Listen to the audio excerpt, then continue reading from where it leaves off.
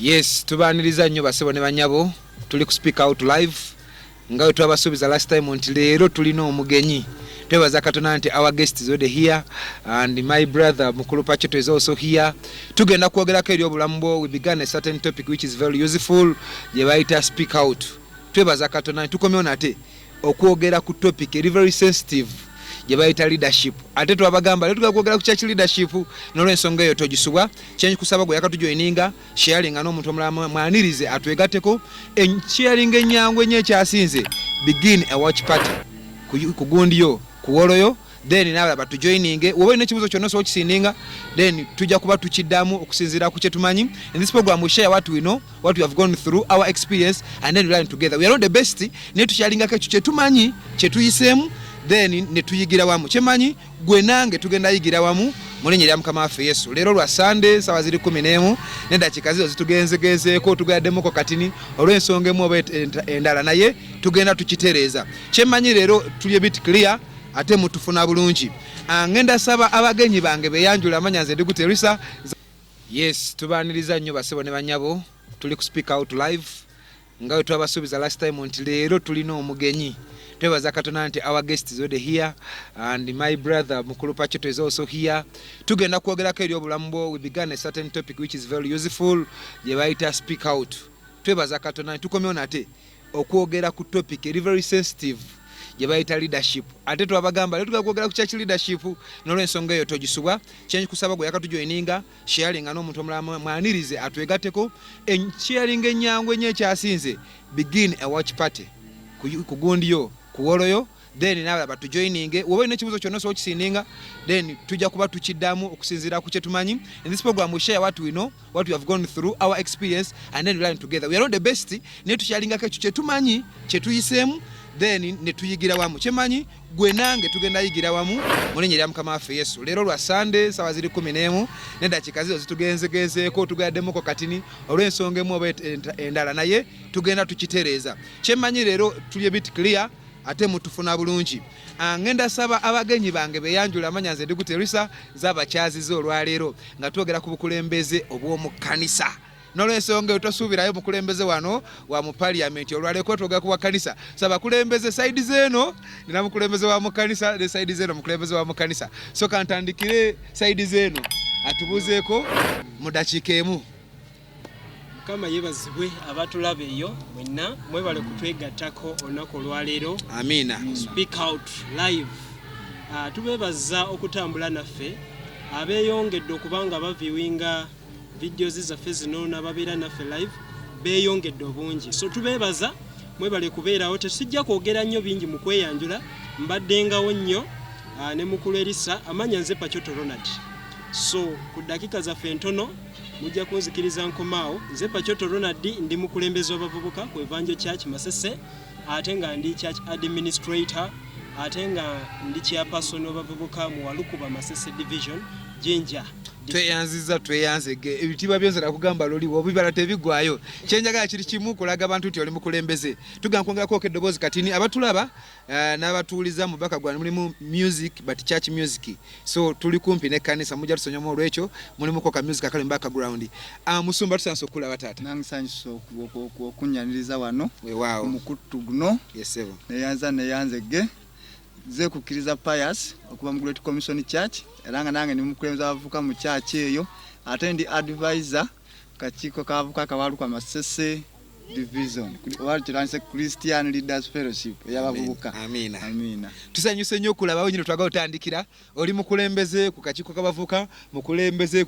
Yes, tubaniriza nnyo basebo ne banyabo tuli ku speak out live nga twabasubiza last time nti leero tulina omugenyi.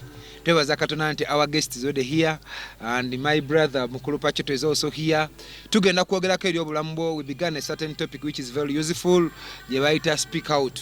Twebaza Katonda nti tukomyewo nate okwogera ku topic eri very sensitive je bayita leadership. Ate twabagamba leero tugakwogera ku church leadership n'olw'ensonga eyo togisubwa kyenyi kusaba gwe yakatujoininga sharing n'omuntu omulala mwanirize atwegateko sharing enyangu enye ekyasinze begin a watch party kugundiyo kuwoloyo then nawe batujoininge wowe ine kibuzo kyonna so kisinninga then tujja kuba tukiddamu okusinziira ku kye tumanyi. In this program we share what we know, what we have gone through, our experience, and then we learn together. We are not the best naye tukyalingako ekyo kye tumanyi kye tuyiseemu then ne tuyigira wamu kyemanyi gwe nange tugenda yigira wamu mu linnya lya Mukama waffe Yesu. Leero lwa Sunday sawa ziri 11 n'eddakiika zizo zitugenzegezeeko tugaddemoko katini olw'ensonga emu oba endala naye tugenda tukitereeza. Kyemanyi leero tuli bit clear ate mutufuna bulungi.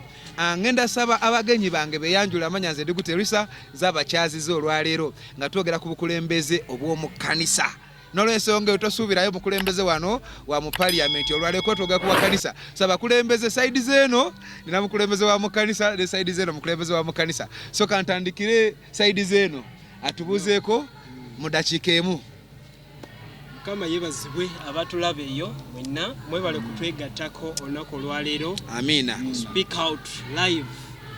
Tubeebaza okutambula naffe abeeyongedde okubanga baviewinga videos zaffe zino n'ababeera naffe live. Yes, tubaaniriza nnyo basebo ne banyabo tuli ku speak out live nga twabasuubiza last time nti leero tulina omugenyi. Twebaza Katonda nti our guest is already here and my brother Mukulu Pachoto is also here. Tugenda kwogerako eri obulamu bwo. We began a certain topic which is very useful ye bayita speak out. Twebaza Katonda tukomyewo nate okwogera ku topic eri very sensitive ye bayita leadership. Ate twabagamba leero tugakwogera ku church leadership n'olw'ensonga eyo togisubwa kyenyi kusaba gwe yakatujoininga sharing n'omuntu omulala mwanirize atwegatteko sharing ennyangu ennyo ekyasinze begin a watch party ku gundiyo kuwoloyo then nawe batujoininge wowe ine kibuzo kyonna so kisinninga then tujja kuba tukiddamu okusinziira ku kye tumanyi. In this program we share what we know, what we have gone through, our experience, and then we learn together. We are not the best naye tukyalingako ekyo kye tumanyi kye tuyiseemu then ne tuyigira wamu kyemanyi gwe nange tugenda yigira wamu mu linnya lya Mukama waffe Yesu. Leero lwa Sunday sawa ziri 11 n'eddakiika zizo zitugenzegezeeko tugaddemoko katini olw'ensonga emu oba endala naye tugenda tukitereeza. Kyemanyi leero tuli bit clear ate mutufuna bulungi. Ngenda saba abagenyi bange beyanjula amanya nze ndi Gutta Elisha z'abakyaziza olwaleero nga twogera ku bukulembeze obw'omu kkanisa. N'olw'ensonga otosuubirayo mukulembeze wano wa mu parliament olwaleero twogera ku kanisa. Saba kulembeze side zeno nina mukulembeze wa mu kanisa ne side zeno mukulembeze wa mu kanisa. So kantandikire side zeno atubuzeeko mu dakiika emu. Mukama yebazibwe abatulaba eyo mwenna mwebale kutwegattako olunaku olwaleero. Amina. Speak out live. Tubeebaza okutambula naffe abeeyongedde okubanga baviewinga videos zaffe zino. Yes, tubaaniriza nnyo basebo ne banyabo tuli ku speak out live nga twabasuubiza last time nti leero tulina omugenyi. Twebaza Katonda nti our guest is already here and my brother Mukulu Pachoto is also here. Tugenda kwogerako eri obulamu bwo. We began a certain topic which is very useful ye bayita speak out. Twebaza Katonda tukomyewo nate okwogera ku topic eri very sensitive ye bayita leadership. Ate twabagamba leero tugakwogera ku church leadership n'olw'ensonga eyo togisubwa kyenyi kusaba gwe yakatujoininga sharing n'omuntu omulala mwanirize atwegatteko sharing ennyangu ennyo ekyasinze begin a watch party ku gundiyo kuwoloyo then nawe batujoininge wowe ine kibuzo kyonna so kisinninga then tujja kuba tukiddamu okusinziira ku kye tumanyi. In this program we share what we know, what we have gone through, our experience, and then we learn together. We are not the best naye tukyalingako ekyo kye tumanyi kye tuyiseemu then ne tuyigira wamu kyemanyi gwe nange tugenda yigira wamu mu linnya lya Mukama waffe Yesu. Leero lwa Sunday sawa ziri 11 n'eddakiika zizo zitugenzegezeeko tugaddemoko katini olw'ensonga emu oba endala naye tugenda tukitereeza. Kyemanyi leero tuli bit clear ate mutufuna bulungi. Ngenda saba abagenyi bange beyanjula amanya nze ndi Gutta Elisha z'abakyaziza olwaleero nga twogera ku bukulembeze obw'omu kkanisa. N'olw'ensonga otosuubirayo mukulembeze wano wa mu parliament olwaleero twogera ku kanisa. Saba kulembeze side zeno nina mukulembeze wa mu kanisa ne side zeno mukulembeze wa mu kanisa. So kantandikire side zeno atubuzeeko mu dakiika emu. Mukama yebazibwe abatulaba eyo mwenna mwebale kutwegattako olunaku olwaleero. Amina. Speak out live. Tubeebaza okutambula naffe abeeyongedde okubanga baviewinga videos zaffe zino n'ababeera naffe live beeyongedde obungi. So tubeebaza mwebale kubeerawo tesijja kwogera nnyo bingi mu kweyanjula mbaddengawo nnyo ne Mukulu Elisha amanya nze Pachoto Ronald. so ku dakika zaffe entono mujja kunzikiriza nkomaawo. Nze Pachoto Ronald ndi mukulembeze w'abavubuka ku Evangel Church Masese, ate nga ndi church administrator, ate nga ndi chairperson w'abavubuka mu Walukuba Masese division Jinja. tweyanzege ebitiibwa byonse nakugamba loliwo bibala tebigwayo. Kyenjagala kiri kimu kulaga abantu nti oli mukulembeze. Tugamba kwongerako eddoboozi katini abatulaba n'abatuuliza mu background mulimu music but church music, so tuli kumpi n'ekkanisa mujja tusonyamu olwekyo mulimuko ka music akali mu background. Musumba tusanso okulaba taata. Nange nsanyusa okunyaniriza wano weewaawo omukuttu guno. Yes sebo. Neyanzege ze Kukiriza Pius okuba mu Great Commission Church, era nga nange ndi mukulembeze w'abavubuka mu church eyo, ate ndi advisor kakiiko k'abavubuka Kawaluka Masese division walikiranise Christian Leaders Fellowship ey'abavubuka. Amina. Tusanyuse nnyo okulaba wenyini twagala otandikira oli mukulembeze ku kakiiko k'abavubuka, mukulembeze kanisa omulungi gwoza twagamba nti naye gaayo oyo mukulembeze, naye gaayo oyo obukulembeze abukutte bulungi. Tulina obukulembeze wano muwema Cliff ogambye nti otula ku kakiiko ako nona atula ku kakiiko ako. Waliwo bye musinza wano bagamba nti katuwe blaze Elisha yatukulembera. Kyekikulu omukulembeze omulungi mu kkanisa ku saidi z'eri birala ayinza okuba kubawa ssente, kubagulira munnyo, kubagulira sukaali, kuziika nnyo, n'ate kkanisa kiri very different. Musumba ndiwo taata, kyekikulu omukulembeze omulungi mu kkanisa. Ebiseera bisinga church zennyini zonoonye olusi obukulembeze.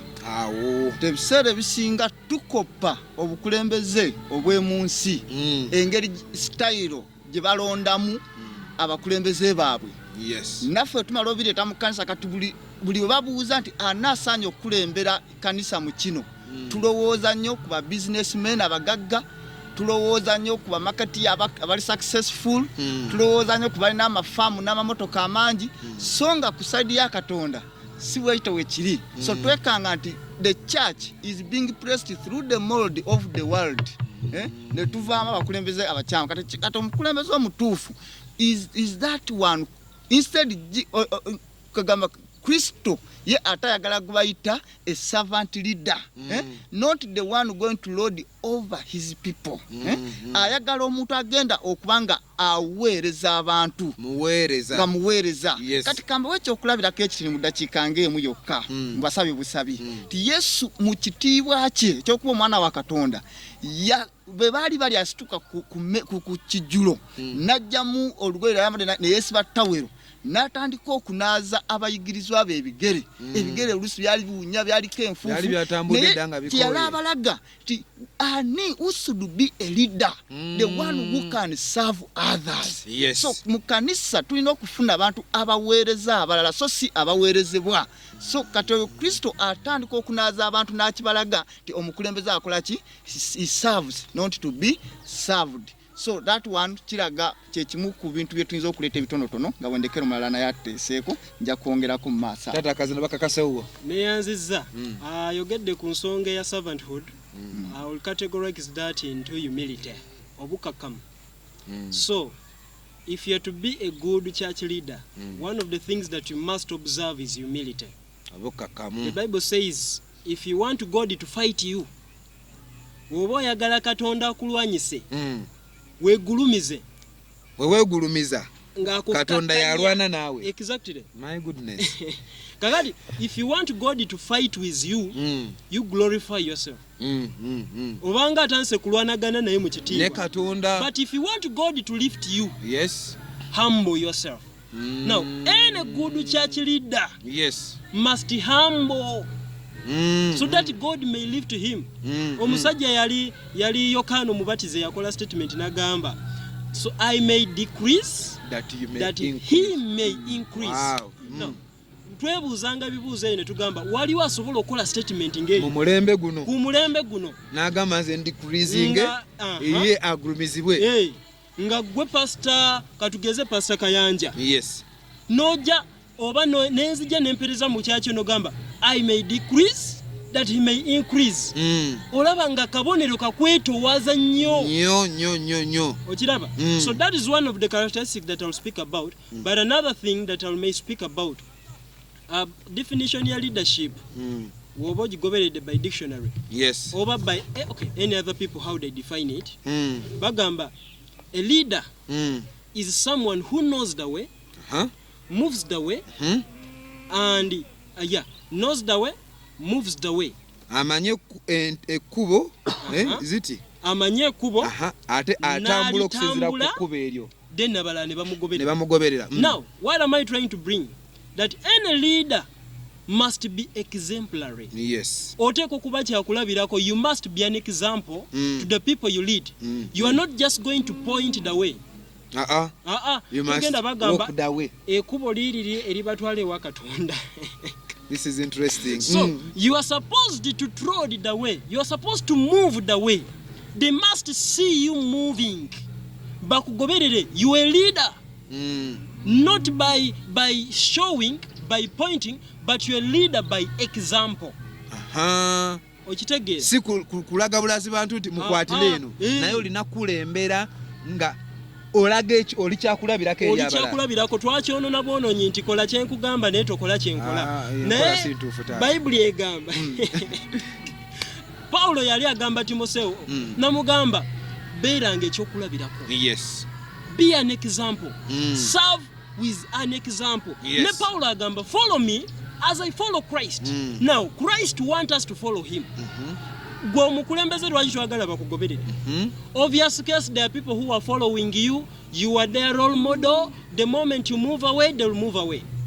So any leader, and a very good characteristic of any leader, you must be exemplary. Yes.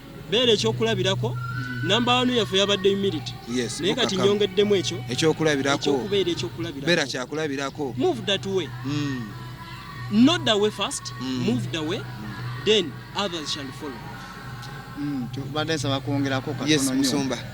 Ekyakyo tugamba nti ebiseera ebisinga mu kkanisa lwaki obukulembeze buba oluusi bwonooneka naye bwandibadde butya. Obukulembeze mu kkanisa ebiseera ebisinga tutunuulira ti bwe tulonda gundi yaweebwa ekitiibwa abantu bajja okutunula batye bamugondere so nga mu nkola ya Katonda ate kyo si bwe kiri kiri nti ye Katonda asigala ayagala ni servant leader. Naye nkutegeeza nti Yesu mukujja mu kwambala tawulo natandika okunaaza abantu ebigere yali alibalaga kubanga waliwo ekibuzo ekyali kimubuuza ati anasaanye okubeera omukulu waffe. Yesu n'abaddamu nti oyo aneetwaza n'abakola ki anaaweereza oba the one who will serve you. Kye yali akitegeeza kugamba kati Yesu anaaza abantu bano tekyamuggyako kubeera mwana wa Katonda. Tekyamuggyako ekitiibwa kye kiri. Yasigala nga bwe yali yakwadde nga banaazizza. Naye ffe ekiseera kino twagala batuvunnamire, twagala batuliise, twagala baba batulonze ku bukulembeze bw'ekkanisa abantu batwalire engoye tuyiteko, twagala abantu batunaaza ebigere kati mutulaba ne mu makanisa kati batusiimuula engatto nga twadde oli najja n'akatambala n'akusiimuula engatto. So ebyo Yesu si by'alayagala. Ebyo Yesu by'ayagala nti obeera mukulembeze by'olina okukolera abantu so si gwe kukola. Loading it over is wrong. Kasooke nkomawo ogende ku kirala. Tweyanze tulina ebintu bingi tuliza okutunuulyako mu Pachoto abadde abugumye kyogere kale. Kakyogere. Njagala kwogerako ku basajja babiri mu Bayibuli muno. Njagala nnyo boogerako. Omu bamuyita Musa, omulala ya Alooni. Yes. Bano abantu bonna bali bakulembeze. Naye ekyakola enjawulo mu bano abantu ababiri, Musa yayitibwa Katonda, Alooni yayitibwa bantu. Nkinyonyole. Yesebo. Musa Katonda bwe yamuyita yamuwa ekyokola.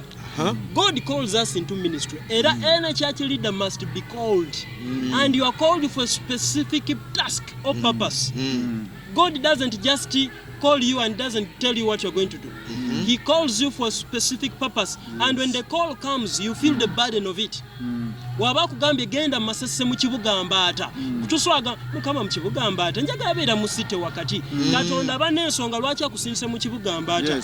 Now God calls Moses. Nga musindika mu nsi gye yaddukamu. Akulembera abantu be. Batuuka mu ddungu. Musa agenza kusisinkana Katonda bayogera. Bana abantu ne beerondera omukulembeze waabwe. Aga Musa aluddeyo. Ne beerondera Alooni. Beerondera omukulembeze. Katonda alina gwe yalonda. Gwe yalonda. Ne baba ate gwe beerondera. ne beetumiikiriza ne balonda omukulembeze waabwe. Yes. Ate abantu be balonze bamuwa ekyokukola ne bamugaa tukolereyo Katonda. N'abakolera kikatonda ne bamusinza. Any church leader must have a call. Yes. Okiraba? So oba onakulembera abantu ba politician betutuma ku parliament tutuke eno bakomawo ne tubavuma. Ntubagamba twakutuma eno aye tewakola kino. Twakugamba kino naye tewakikola. Lwaki ffe twamulonda? Yes. Naye ene church leader Katonda yatulonda for a purpose and task. Therefore, if God has appointed you, you must do what He really wants you to do. Yes. You must follow His footsteps. Wagamba kola kino kikole. Obuzibu tulina sawa zino nti abafere bangi olw'okubanga abamu beeyita. Ate buli omu agamba Katonda yamuyita. Kati bayonona erinnya eryo. Awe mu second saa 3. Yes. ku Aaron. Aaron ne wakwadde yakola ekintu ekyo naye olaba nti bwe baali bamukonsecratinga Exodus 28 okutandika 22 bapaka 29 something like that naye nga Exodus 28 ti Musa ono Aaron bamwambaza ekigo ekiri kibayita ekyo robe eyo yayambala yaberangako amanya g'abaana ba Isirayiri amanya abantu 12 mukaaga ku kibegabega kyeno ne mukaaga ku kibegabega kya ddyo nga agakwatiridde banga agetise kiki kyali kitegeza. It is a symbolic name. Those names are symbolic. Leaders are supposed to carry others. Yes. As they go before God to intercede, you go with those people you are leading, carrying them, not you being carried by them. Kati for bukulembeze bw'ennaku zino nti mu kanisa lwaki bwonoonese nti abantu twagala batwetike batusitule so sife kubasitula kati badde niyo nana tugiteeka ku bantu so nga ffe abantu badde bakalinga badde. Yes, nga ibo we babayitika ku ki kubegabega Musumba obanga agamba nti wema omukulembeze ata benkulembeze bateeka okungulira ekyemisana bangulira amafuta mu motoka bagulira eki babanga be baneetisse baba bakwetisse ate nga nze alina okubeetika batuuka ne bakufuga batandika okusalirawo batandika kusalirawo ate nawe obalaba nolamba onamuvaamu otya nga yasasula nga yabadde asasula rent kitegeera. So specifically nze nabadde ngezaako okugamba ffena twayitibwa. Yes. Aaron w'omulaba kabona Musa Katonda yamuyita okola obusumba mu ngeri ey'enjawulo. Koolo ya Musa ne koolo ya Aaron ndala. Ate awo ntera ogambira abaweereza nti gwe niwonanwanyisa okunteeka wansi, you are not going to do what God called me to do. Yes. Katonda wabanga yampita okulembera abavubuka nga gwe oyagala onziggyewo naye nga gwe Katonda yakuyita okuplantinga makanisa. Yes. Niwona yagala onsike wansi, you are not going to do what I do.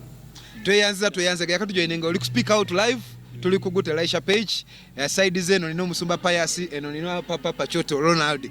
Topic bagiyita church leadership awe tusimbye esiro lwalero yensonga lwaki ne lyo musumba ne lyo musumba kati tuogera ku bukulembeze nga bwa mu kanisa emirundi mingi oba emirundi egisinga leadership ye kanisa ebaddemu emivuyo mingi n'ensonga oluusi ebiseera ebisinga nti tuba tetusomeseddwa so tukozesa platform eno okubaako n'ensonga ze tukwatako nga tweyigiriza nga twogerako ekyo kyetumanyi kyetuyize kyetusomyeko n'olw'ekisa kya Katonda omwe mutukuvu then nammwe ne mutubuulirako ebyo muyiseemu oba bye mumanyi ne tugatta obwongo ne tuyigira wamu ku nsonga yemu eyo musumba wakati nga mbadde muwa ensonga mbadde mugamba nti fe abateekwa okwetikka betukulembera si bateekwa twetika olowooza ki ekisinza okwonoona obukulembeze bw'omu kanisa lwaki leadership y'ekkanisa ebiseera ebisinga eri very poor moso in administration wange kantandikirewo omusumba loza ekirese okubanga tulina poor administration mu church. Yes. Is lack of trained leadership. Tulina kyetwandigamye nti oba a gift of leadership naye ate naye otagidevelopinga ereeta obuzibu and there is that problem, an acute shortage of leadership in Africa compared to the growing number of churches. Kati abakulembeze bonna betugenze nga tuyitanga abakulembeze tuba tunuulidde tuba tubalonze nga tusinzira mu katiba oba mu molodi ey'ensi so si mu molodi eya Katonda. Kati obukulembeze nabwe tufunye si bulungi kubanga tebasomeseddwa tebatrainingidwa ti how one should serve. Ekyo kye twasookeddeko wali ti servant leader. Tebalina ekyo servant, okubeera servant tebakirina. Yensonga lwaki bwonoonese kubanga buli bakulonda olw'okubanga ti wayita mu katiba ak'ensi, you were pressed through that worldly melody.